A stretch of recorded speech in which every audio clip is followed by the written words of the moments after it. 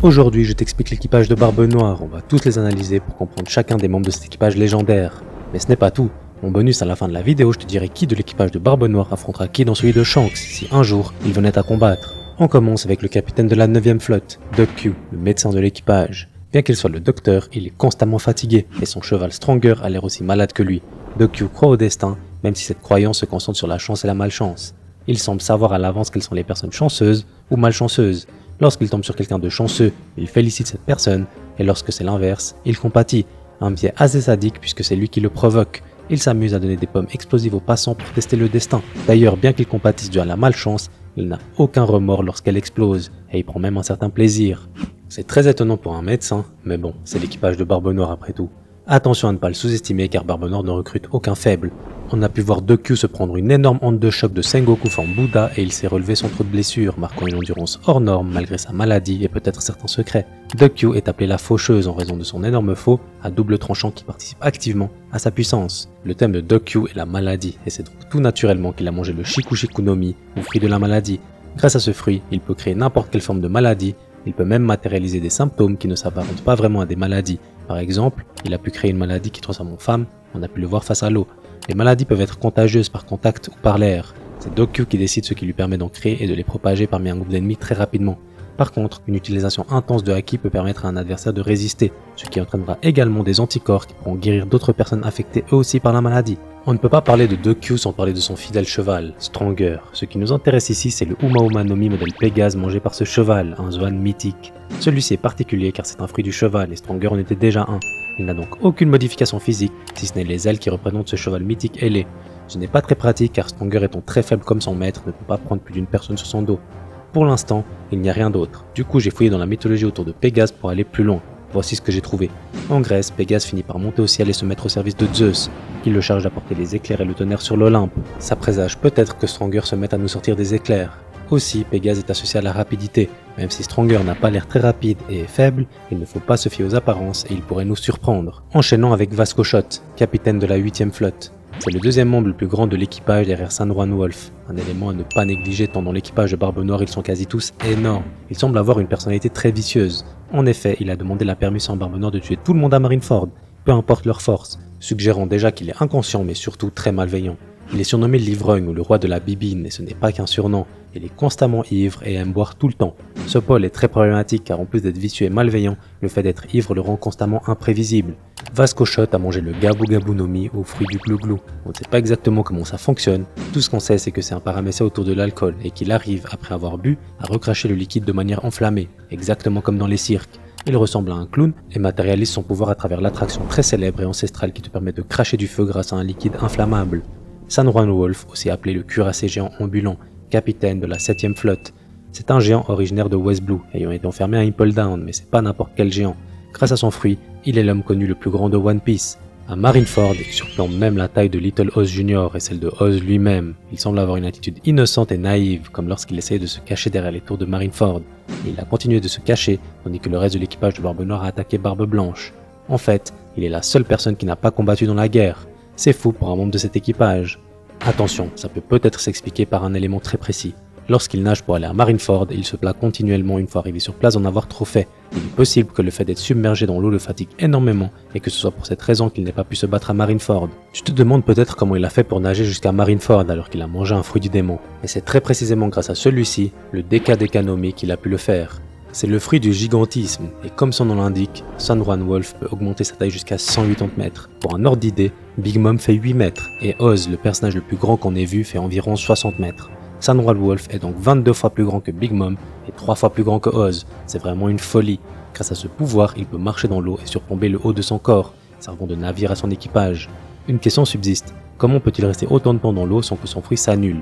Appelle-moi Jamie car j'ai la réponse. Il faut comprendre que l'eau n'agit pas de la même manière sur tous les utilisateurs de fruits. Il existe des capacités passives et d'autres actives. Prenons Aokiji et Luffy.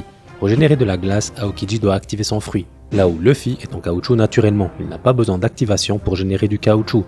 C'est exactement pour ça qu'Aokiji dans l'eau verra sa glace disparaître car c'est une capacité active, là où Luffy reste élastique dans l'eau, une capacité passive. San Juan Wolf est donc un utilisateur passif et lorsque sa taille est modifiée, elle devient sa taille native, ce qui explique que marcher dans l'eau ne fait rien de plus que de le fatiguer. Katarina Devon ou la chasseresse de Nouvelle Lune. capitaine de la 6e flotte. Elle est connue à travers le monde car elle chasse toutes les femmes qu'elle trouve jolies, pour les vaincre et ajouter leur tête à sa collection. En plus de les chasser, il est aussi dit qu'elle déteste simplement voir des jolies femmes et n'hésiterait pas à les découper. C'est une personne impitoyable et sadique. Évidemment, cet aspect de sa personnalité amène un objectif, celui de vaincre la plus belle femme du monde, Boa Hancock, et d'ajouter sa tête à sa collection. Avant de parler de son fruit du démon de type Zoan mythique, il faut parler de sa réputation. Elle est connue pour être la femme la plus dangereuse de l'âge d'or de la piraterie. Pour rappel, l'âge d'or commence après la mort de Roger et se termine à la mort de Barbe Blanche, une époque alimentée par des monstres de puissance, et parmi eux, Katarina Devon. Son fruit, le Inu Inu no Mi modèle Kyuubi no Kitsune. Grâce à Naruto, on connaît tous la légende mythologique du renard à 9 queues, mais penchons-nous sur les capacités emblématiques de ce fruit.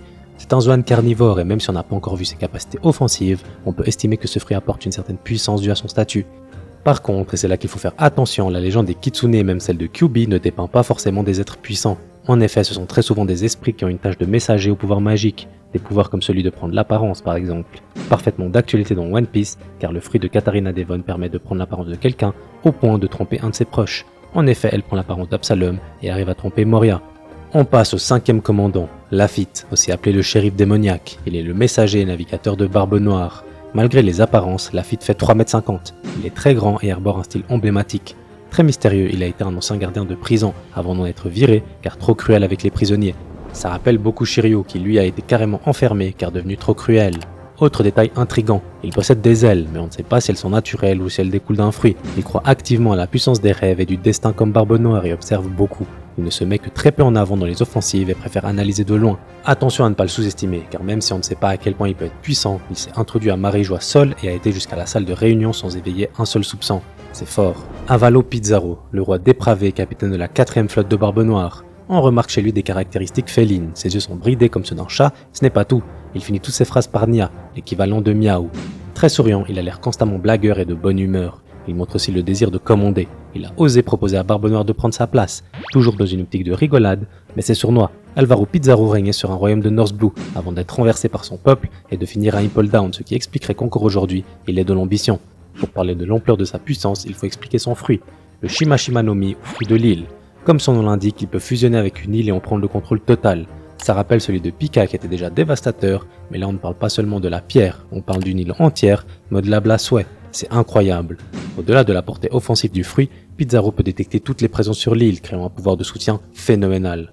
Van Augur, le capitaine de la 3e flotte et tireur d'élite de l'équipage de Barbe Noire, aussi appelé supersonique, il reste impassible en toutes circonstances. C'est un philosophe qui parle constamment en métaphores et ramène tout au destin. Il possède aussi un sang-froid à toute épreuve, son calme le caractérise et il semble très réfléchi. Entre lui, Lafitte et le cerveau Barbe Noire, aucun doute que l'analyse est poussée à son paroxysme dans cet équipage. Le premier signe de sa puissance apparaît lorsqu'il tire sur des oiseaux à si longue distance que Nami dit que c'est impossible. Parmi les snipers, c'est l'un de ceux ayant fait la plus grande impression jusqu'à aujourd'hui, mais tous sont encore très mystérieux. C'est notamment lui qui repère Akainu quand celui-ci arrive, marquant le fait qu'il soit les yeux de l'équipage au loin, mais surtout, il n'a pas volé son surnom, et ce, même avant d'avoir mangé son fruit. Il est très rapide et tire très rapidement. C'est un axe très important de ce sniper. Il a mangé le Wapu Wapu no Mi. C'est très simple, c'est le fruit de la téléportation. Il peut se téléporter et peut même avec lui téléporter quelqu'un d'autre, comme il l'a fait avec Burgess. Grâce à ce fruit, il est encore plus rapide que par le passé, et ça représente un pouvoir indécent dans le monde de One Piece. Shiryu, l'ancien garde-chef d'Impel Down, capitaine de la 2e flotte de Barbe Noire. Il est un véritable sociopathe, extrêmement cruel et semble ne ressentir aucune peur. Il apprécie le fait de massacrer les gens à chaque fois qu'il le peut. Il a torturé de nombreux prisonniers entre les murs d'Impel Down et a également tué ses subordonnés tout de suite après sa sortie de cellule, tout en s'excusant de manière sarcastique, marquant sa dangerosité. Il n'a vraiment aucune pitié et aime aussi tester sa lame contre les autres, marquant le fait que c'est un épéiste.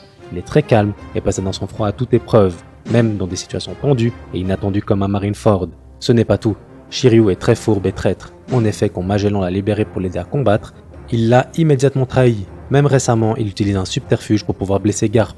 Aucune pitié. Il a mangé l'ancien fruit d'Absalom, le Sukesuke no Mi, ou fruit de l'invisibilité. Shiryu peut donc devenir invisible et cette capacité s'étend également à quoi que ce soit en contact direct avec l'utilisateur. Cela lui permet également de cacher des armes ou des navires et même si les auras sont détectables par le hack et de l'observation, les objets échappent pour le moment à cette vision, ou l'utilité supportive de ce fruit. Jésus Burgess, ou champion, capitaine de la 1re flotte et timonier de l'équipage de Barbe Noire. Une apparence de catcheur mexicain très porté sur la force physique et la brutalité. Logique, Il est très confiant, peut-être trop. Il semble aussi avoir un amour intense pour le combat, désireux de tester ses compétences sur tous ceux qu'il rencontre. Il apprécie donc combattre, en particulier des adversaires forts, comme il le montre quand il a découvert que Luffy se battait au Colisée. Malgré le fait qu'il soit peu réfléchi et saute sur les occasions tête baissée, il a un caractère sérieux, notamment avec Barbe Noire qu'il n'hésite pas à remettre en place quand ils avaient perdu la trace de Luffy à Jaya. On sent qu'il est le personnage le plus proche de Teach, et ça cache probablement une amitié de longue date, ou une rencontre puissante. De base, Burgess possède une force hors norme, mais il a récemment mangé le Riki Riki no Mi, le fruit de la force, passant celle-ci à un niveau supérieur. Il n'y a pas grand chose à dire sur ce fruit, hormis le fait qu'il puisse décupler sa force afin d'en obtenir une surhumaine. Par surhumaine, j'entends soulever une montagne et la lancer, la définition même de la brute. Avant de passer au capitaine de cet équipage, il faut parler d'Aokiji, capitaine de la 10e flotte de Barbe Noire. Kuzan, plus connu sous le nom de Aokiji, est un ancien amiral de la marine. C'est un homme détendu et relax qui passe son temps à se reposer. Il est paresseux par nature. Dans la marine, il était très attachant et très sympathique.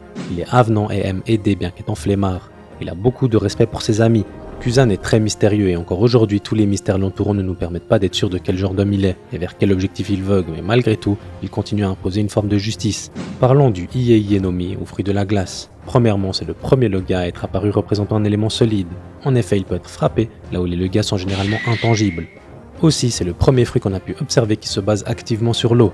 Grâce à cette liaison entre l'eau et la glace, il arrive à geler toutes les surfaces d'eau très facilement. La glace est très froid, et le froid en plus de geler, ça brûle. Aokiji peut donc paradoxalement brûler ses adversaires avec sa glace. Dans l'utilisation brute qu'il en fait, il utilise son fruit pour immobiliser ses ennemis, puis les glacer totalement, mettant la majorité des adversaires hors d'état de nuire très facilement. En plus de tout ça, la glace a un réel point fort de support, car elle lui permet de se déplacer en mer comme bon lui semble, en se frayant un chemin de glace dans l'eau. On passe à Marshall D. Teach, plus connu sous le nom de Barbe Noire, le capitaine de cet équipage. Le planificateur ultime, le niveau au-dessus du calculateur. Du choix de rejoindre Barbe Blanche à aujourd'hui son titre de Yonko, tout est millimétré et semble sourire à Barbe Noire. Dans l'optique de son plan et de ses objectifs, Barbe Noire est prête à tout. Il tue sans aucune pitié Thatch et même Barbe Blanche et il n'hésite pas une seule seconde à capturer Ace. Il a une volonté hors du commun, au point de très vite se mettre à dos Shanks, un des Yonko actuels. Il croit au destin et au rêve et que rien ne peut s'interposer à ceux-ci. Dans la même veine, il est sûr de lui et ne renonce jamais. Teach est un homme très cultivé en ce qui concerne les secrets du monde. Il croit au destin et montre une volonté à en faire pâlir plus d'un, mais surtout, il est le seul à avoir mangé plusieurs fruits et à pouvoir les voler, marquant une connaissance ultime dans les fruits du démon et les détails les concernant. D'ailleurs, on le connaît comme un homme étant partout, ses faits d'armes sont multiples et il ne s'arrête jamais de retourner le monde. Commençons avec le Yami Yami no Mi, ou fruit des ténèbres. Le fruit de Barbe Noire possède énormément de particularités. Commençons avec la plus connue, il peut annuler les fruits adverses. Grâce à ses ténèbres, que ce soit face à un paramessa ou un loga, il arrive à totalement annihiler le pouvoir ennemi, allant jusqu'à éteindre le feu de Ace, ou encore complètement annuler le tremblement de Barbe Blanche. Deux fruits pourtant incroyables. À voir comment ça va se comporter face à un Zoan. L'autre particularité de Barbe Noire est de pouvoir stocker et cacher ce qu'il veut dans ses ténèbres. Ils sont infinis, et bien qu'on n'en soit pas sûr, on peut estimer que ce sont un monde parallèle comme ce qu'a pu montrer Brûlé sur Whole Cake. Enfin, le fruit agit sur la gravité et les personnages pris dans les ténèbres de Barbe Noire ne peuvent que difficilement se mouvoir et il peut les absorber dans ceux-ci, exactement comme un trou noir. La dernière particularité est négative, ce fruit est vulnérable aux attaques physiques. Pire, elles sont démultipliées, c'est le seul loga qui présente ce contre-coup. À présent, parlons du Gura Gura no Mi, ou fruit du tremblement, le fruit qui permet de détruire le monde. Barbe Noire peut générer des tremblements de terre sous la forme d'ondes sismiques frappant l'air ambiant qui se fissure sous le choc, causant ainsi un tremblement. Les séismes causés par son fruit peuvent fissurer quasiment tout. C'est la raison pour laquelle ce fruit est considéré comme un des plus dévastateurs du monde. Absolument tout finira par se fissurer face à ce fruit. L'onde de choc provoquée peut ébranler les océans sur toutes les mers, c'est pourquoi Barbe Blanche est surnommé le roi de celle-ci. Avec les événements récents, on se demande tous quel membre de l'équipage de Shanks affrontera quel personnage de celui de Barbe Noire et comme promis, voici la réponse. Pour une clarté optimale, je ne compte pas Aokiji qui est un élément trop instable, mais en ce qui concerne le reste, nous avons eu toutes les réponses à Marineford. Ongo contre Doku, les deux médecins. Burgess contre Binding Snake, les deux catcheurs. Vasco Shot contre Le Kiru, les deux ivrognes. Avalo Pizarro contre Olingab, les deux animaux. Katarina Devon contre Bonk Punch et Monster. Bonk Punch et Monster étant musiciens, on peut déduire que Katarina Devon serait celle de l'équipage de Barbe Noire. Lafitte contre Lim Juice, les deux raffinés. Van Augur contre Yasop, les deux snipers. Shiryu contre Beckman, les deux seconds. Et enfin Barbe Noire face à Shanks, les deux capitaines.